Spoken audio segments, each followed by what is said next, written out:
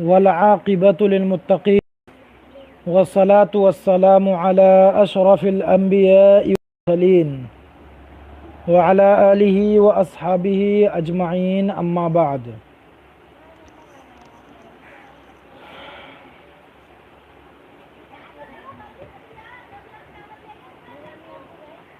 اس سے پہلے وضو کا طریقہ اور اس کا بیان تھا۔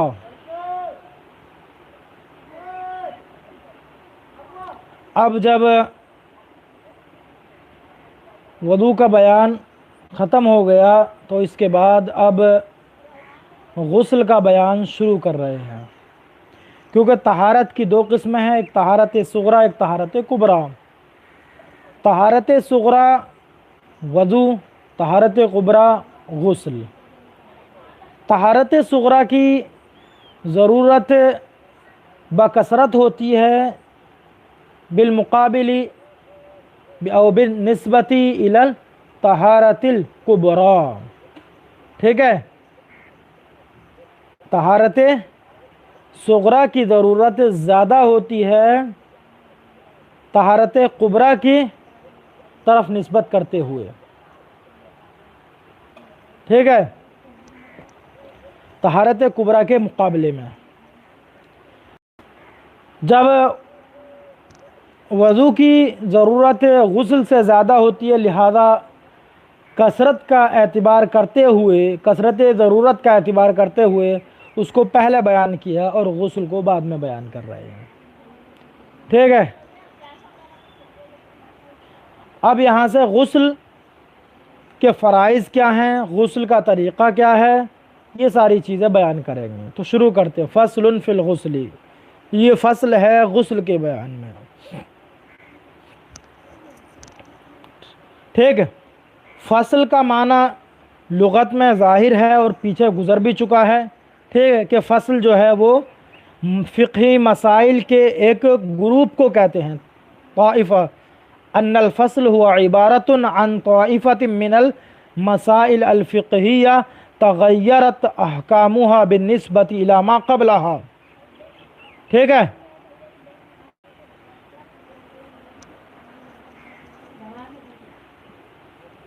تو اب انہی مسائل کو بیان کریں گے۔ دیکھیے، وَفَرْضُ الْغُسْلِ الْمَضْمَضَةُ وَالْإِسْتِنْشَاقُ وَغَسْلُ سَائِرِ الْبَدَنِ۔ غسل کے فرض جو ہے وہ مضمضہ کلی کرنا اور استنشاق، ٹھیک ہے؟ مضمضہ کلی کرنا اور استنشاق یعنی ناک میں پانی چڑھانا اور سارے بدن پر پانی بہانا ہے۔ وَغَسْلُ سَائِرِ الْبَدَنِ، اور سارے بدن کا دھونا ہے۔ تو غسل کے 3 فرض ہوئے۔ غسل کے کتنے فرض ہیں؟ غسل کے ٹوٹل 3 فرض ہیں، ٹھیک ہے؟ کیا؟ پہلا فرض کلی کرنا، دوسرا فرض ناک میں پانی چڑھانا، اور تیسرا فرض ہے پورے بدن کو دھونا، کہ ایک بال کے برابر بھی کوئی جگہ جسم سے باقی نہ رہے دھلنے سے۔ جبکہ وضو کے اندر 4 فرض تھے، ٹھیک ہے؟ ہاتھوں کا دھونا، چہرے کا دھونا، اور پیروں کا دھونا، اور سر کا مسح کرنا، ٹھیک؟ یہ 4 فرائض تھے۔ غسل میں 3 فرائض ہیں، مضمضہ، استنشاق و غسل سائر الاعضاء و سائر البدن۔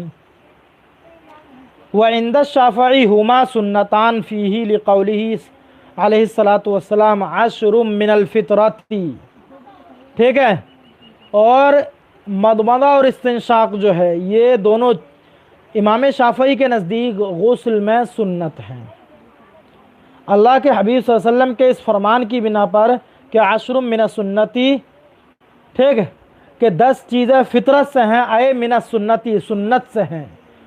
وَذَكَرَ مِنْهَا الْمَضْمَضَةَ وَالْإِسْتِنْشَاقَ، اور ان میں سے ان 10 چیزوں میں مضمضہ اور استنشاق کو بھی شمار کیا۔ دیکھیے، اب مضمضہ اور استنشاق جو ہے یہ دونوں فرض چیزیں ہیں، اور ان کا اہتمام بہت زیادہ ہے مذہب حنفی میں۔ مذہب شافعی میں دونوں غسل میں سنت ہیں، ٹھیک ہے۔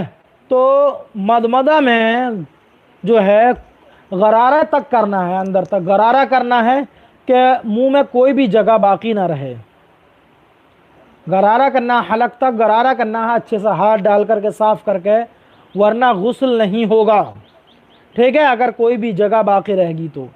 اسی طریقے سے استنشاق، ناک کے نرم بانسے تک، ناک کا جو بانسا ہے نرم حصہ، ٹھیک ہے، وہاں تک ظاہری بدن میں حصہ شمار ہوتا ہے۔ یہ حصہ جسم کے یعنی انسان کے ظاہری جو جسم ہے اس میں اس کا شمار ہوتا ہے، ٹھیک ہے۔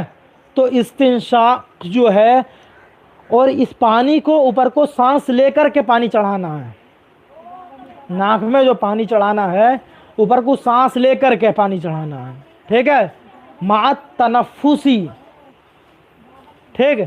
تو ایصال الماء الی ما لان من الانف مع التنفسی، ٹھیک ہے، اوپر سانس لے کر کے، پھر سانس لے کر کے، ٹھیک ہے، ناک کے نرم حصے تک دونوں نتنوں میں پانی چڑھانا ہے، اور اچھے طریقے سے، ٹھیک۔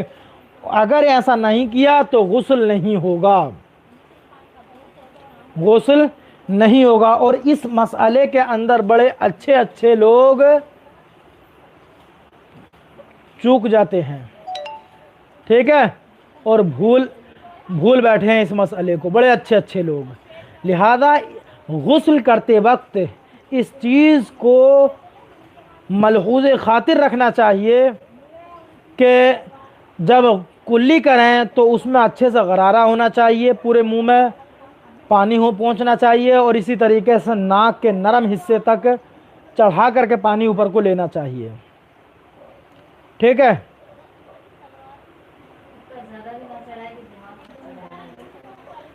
وعند الشافعی رحمہ اللہ تعالی یہ دونوں چیزیں سنت ہیں، ٹھیک ہے، لقولہ علیہ الصلاۃ والسلام عشر من السنت فطرتی، کہ 10 چیزیں فطرت سے ہیں یعنی سنت سے ہیں، اور مضمضہ اور استنشاق دونوں چیزوں کو شمار کیا۔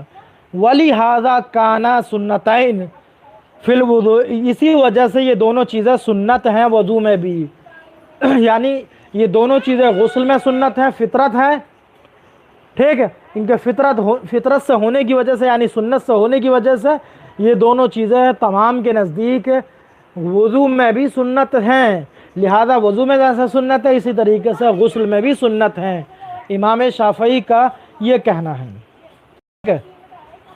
ہماری دلیل کیا ہے؟ ہماری دلیل جو ہے وہ قرآن کریم کی آیت مبارکہ ہے، وَلَنَا قَوْلُهُ تَعَالَى وَإِن كُنتُمْ جُنُوبًا فَاطَّهَّرُوا، ٹھیک ہے، وَإِن كُنتُمْ جُنُوبًا فَاطَّهَّرُوا، کہ اگر تم جنوبی ہو تو خوب پاکی حاصل کر لو، تشدید کے ساتھ، ٹھیک ہے، فَاطَّهَّرُوا، تو خوب پاکی حاصل کر لو اگر تم جنوبی ہو تو، ٹھیک۔ وَهُوَ أَمْرٌ بِتَطْهِيرِ جَمِيعِ الْبَدَنِ، اور یہ جو ہے پورے بدن کو پاک کرنے کا حکم ہے، جسم کے ٹھیک ہے، پورے اعضاء، جسم کے سارے اعضاء، ہر حصے کو پاک کرنے کا حکم ہے۔ إِلَّا أَنَّ مَا يَتَعَذَّرُ إِيصَالُ الْمَاءِ إِلَيْهِ خَارِجٌ عَنِ النَّصِّ بِخِلَافِ الْوُضُوءِ، ٹھیک ہے۔ ہاں یہ ایک الگ بات ہے کہ جہاں پر پانی پہنچانا متعذر ہے وہ نص سے خارج ہے، کیونکہ جس چیز میں حرج ہے، متعذر ہے جہاں پانی پہنچانا، وہ چیز تو ظاہر ہے کہ خارج ہوگی، ٹھیک ہے، کیونکہ شریعت نے حرج میں مبتلا نہیں کیا ہے، ٹھیک ہے۔ نص سے خارج ہونے کا مطلب یہی ہے کہ حرج میں مبتلا ہو جائیں گے وہاں پر، یعنی جو چیز جہاں پانی پہنچانا متعذر ہے اور متعذر چیز میں پانی پہنچانے کہا جائے گا تو لوگ حرج میں مبتلا ہوں گے، اور حرج جو ہے مدفوع ہے فی الشرع، فی شریعتنا الغراء البیضاء، ٹھیک ہے۔ تو ہماری شریعت مبارکہ کے اندر حرج دفع کر دیا گیا، حرج کو ختم کر دیا گیا، مالا یطاق کا مکلف نہیں بنایا گیا شریعت کے اندر، ٹھیک۔ لہذا جہاں پانی پہنچانا متعذر وہاں پانی پہنچانا نہیں ہے، وہ خارج ہوگا، اور جہاں ممکن ہے تو وہاں پہنچانا پڑے گا۔ اور یہاں پر فطہروا، خوب پاکی کر لو، اور یہ خوب پاکی کب ہوگی؟ جب جسم کے ہر حصے تک پانی پہنچایا جائے جہاں پر پانی پہنچانا ممکن ہو۔ تو آنکھ کے جو دونوں گلے ہیں، ٹھیک ہے، تو اندرونی حصہ جو آنکھ کا، وہاں پانی پہنچانا متعذر ہے، لہذا وہ خارج ہوں گے، ٹھیک۔ یہ دونوں آنکھ کے گلے جو ہیں خارج ہوں گے۔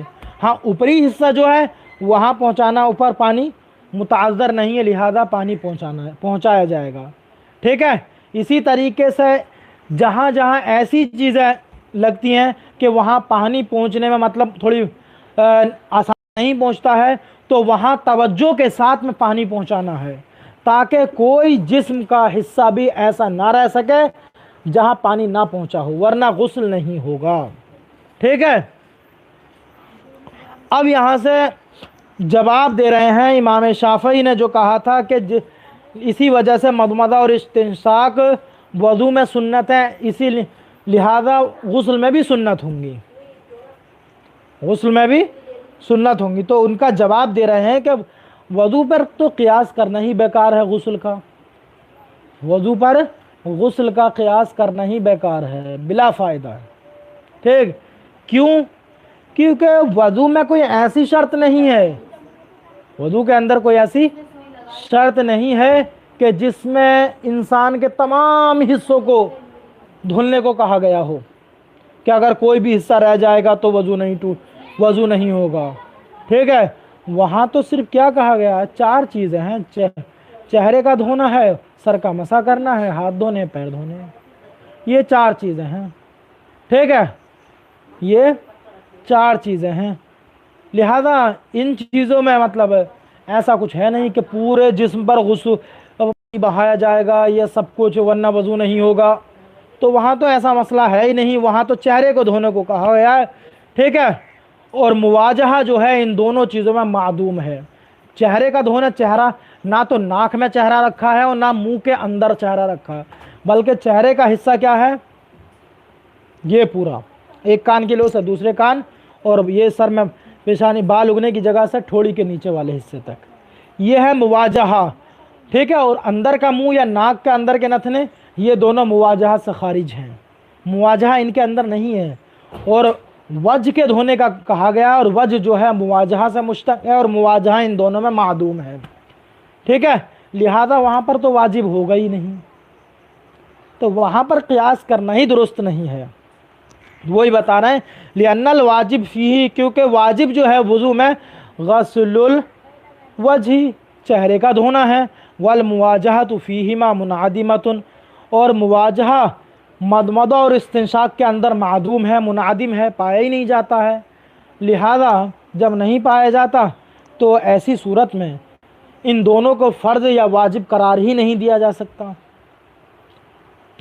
ٹھیک ہے۔ اب مسئلہ رہ گیا یہ کہ وہ حدیث جس سے کہ انہوں نے استدلال کیا ہے کہ 10 چیزیں سے ہیں، اور ان میں سے مضمضہ اور استنشاق کو بھی شمار کیا، تو کہہ رہے ہیں جناب تھوڑا سمجھو اس کو، ایسا نہیں بولتے، تھوڑا سمجھ کر کے بولتے ہیں، ٹھیک ہے۔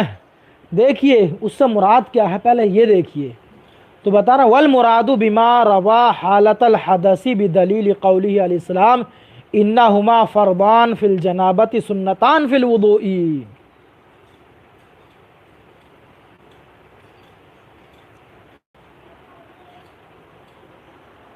ٹھیک ہے۔ تو دیکھیے کیا کہہ رہے ہیں کہ مراد جو ہے اس حدیث سے، ٹھیک، کہ اس میں جو کہا گیا ہے کہ فطرت سے ہیں، تو یہ حالت حدث میں ہیں، یعنی حالت وضو میں، ٹھیک ہے۔ غسل کے درمیان اگر کوئی دانتوں میں کوئی چیز اٹک گئی تو اس کو نکالنا ہے، اگر وہاں پر پانی نہیں پہنچا، ٹھیک ہے، تو پہنچانا پڑے گا۔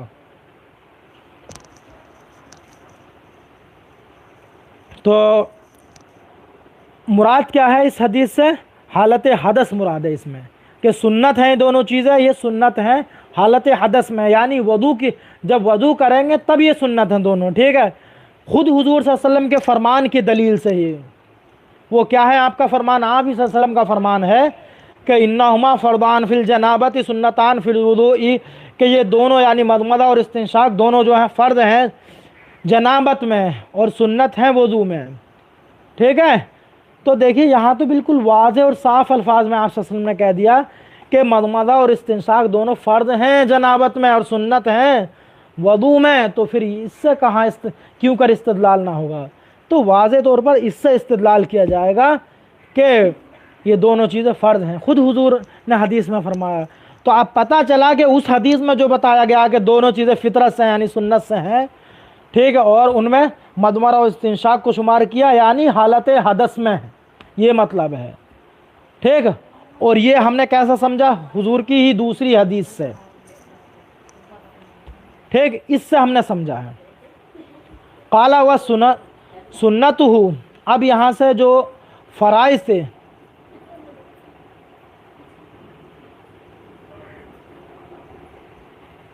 مدہ کدھر ہے؟ یہ لفظ کہاں ہے؟ منعدم کا معنی کیا؟ منعدم کا معنی نہ پایا جانا، معدوم ہونا، نہ پایا جانا، یعنی مواجہہ استنشاق اور مضمضہ کے اندر نہیں پایا جاتا. منعدم، منعدمہ نہیں پایا جاتا. ٹھیک، یہ ہے مطلب. تو اب غسل کے جو فرائض تھے ہم نے بتا دیا کہ غسل کے فرائض 3 ہیں. مضمضہ، اوہو ارے جناب یہ تو لکھا ہوا ہے کتاب میں. ٹھیک ہے، ضاد ہے، ضاد دال نہیں، کلی کرنا. مضمضہ معنی کلی کرنا. ٹھیک ہے، مضمضہ یعنی کلی کرنا. ٹھیک ہے،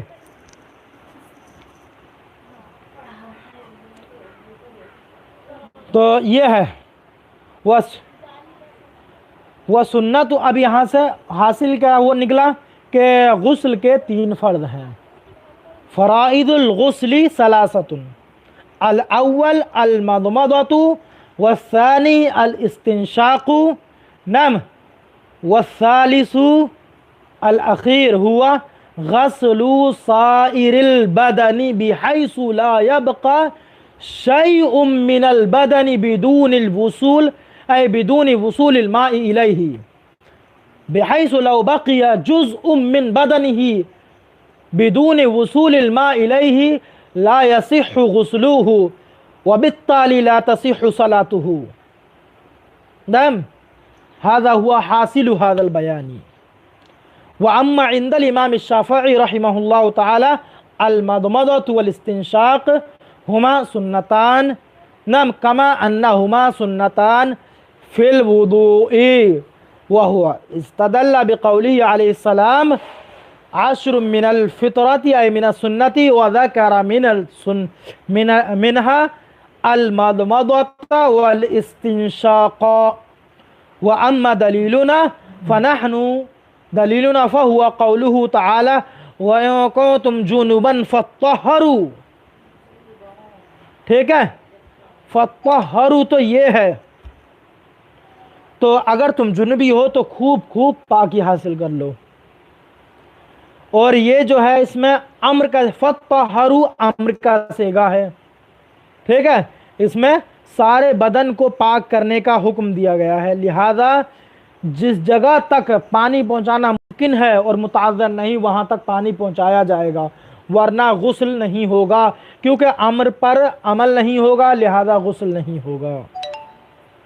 ٹھیک ہے، برخلاف وضو کے، تو وضو پر قیاس کرنا ہی صحیح نہیں ہے، کیونکہ وضو کے اندر جو ہے وہ چہرے کا دھونا فرض ہے، اور چہرہ جو ہے مواجہہ سے مشتق ہے، اور مواجہہ پایا ہی نہیں جاتا کس میں؟ مضمضہ اور استنشاق کے اندر. ٹھیک، اور امام شافعی کا جواب کیا ہے ان کی بیان کردہ حدیث کا؟ وہ یہ ہے کہ اس سے سنت جو یہاں پہ کہا گیا وہ حالت وضو میں ہیں. ٹھیک ہے، کیونکہ خود ایک دوسری حدیث نبی کریم صلی اللہ علیہ وسلم کی موجود ہے جس میں آپ صلی اللہ علیہ وسلم نے ارشاد فرمایا انہما فرضان فی الجنابتی و سنتان فی الوضوء، کہ یہ دونوں چیزیں جنابت میں فرض ہیں اور وضو میں سنت ہے۔ اب بات جو ہے بالکل روز روشن کی طرح عیا ہو گئی، اظہر من الشمس ہو گئی کہ دونوں چیزیں یہ غسل کے اندر فرض ہیں، سنت نہیں۔ ہاں وضو کے اندر یہ دونوں چیزیں سنت ہیں، ٹھیک ہے۔ وَنَخْتِمُ الْيَوْمَ كَلَامَنَا بِهَذَا الْقَدْرِ وَسُنَنَ الْوُضُوءِ إِن شاء الله تعالى نُبَيِّنُهَا فِي الْمُحَاضَرَةِ الْآتِيَةِ غدا إن شاء الله تعالى، والسلام عليكم ورحمة الله وبركاته۔